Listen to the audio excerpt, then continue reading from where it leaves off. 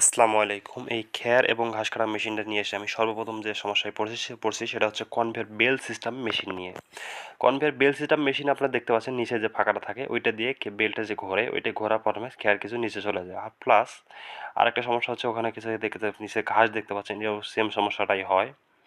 এই যে দেখেন জমা হয়ে আছে এই সমস্যা। আর কনভেয়র বেল্ট ছাড়া হইলে ওইটাতে কোনো সমস্যা হবে না এটা আমি মনে করতেছি।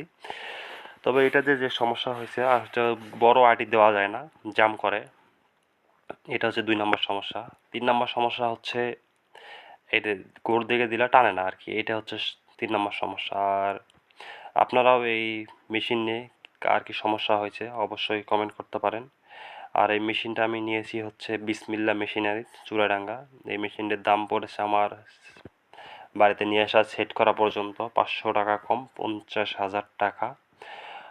তো মেশিনটা মোটামুটি কাটে ভালো, সব দিকে ভালো আছে, কিন্তু হচ্ছে আপনারা কনভেয়ার বেল্ট সিস্টেমটা অবশ্যই নেবেন না, এটাকে একটু অ্যাভয়েড করবেন।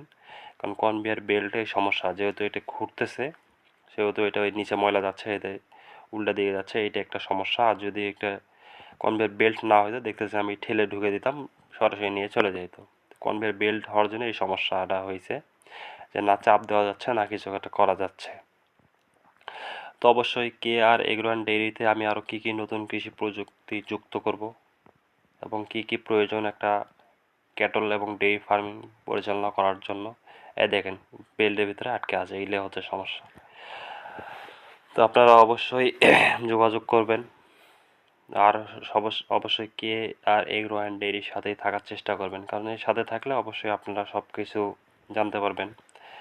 এর ক্যাটল ফার্ম এবং ডেইরি ফার্মিংয়ের কী কী আমি সুবিধা, লাভ, লস, বর্তমান বাজার পরিস্থিতি কেমন, বর্তমান কি গরু লালন পালন করলে বেশি লাভ হবে, গাভী না ষাঁড় না ছোট বাছুর গরু, না বকনা বাচ্চা না ছোট ষাঁড় বাচ্চা, অর্থাৎ যাবতীয় ক্যাটেল ফার্মিং এবং ডেইরি ফার্মিংয়ের যাবতীয়। অবশ্যই এরকম গোটালাটি কখনোই দিবেন না, গোটালাটি দিলেই জাম করবে, প্লাস মেশিনটা বন্ধ হয়ে যাবে, তাতে মোটর পুড়ে যাওয়ার সম্ভাবনা থাকবে। আর মোটর পুড়ে গেলে তো বুঝতেই পারতেছেন একেবারে ১৫,০০০ টাকা লস।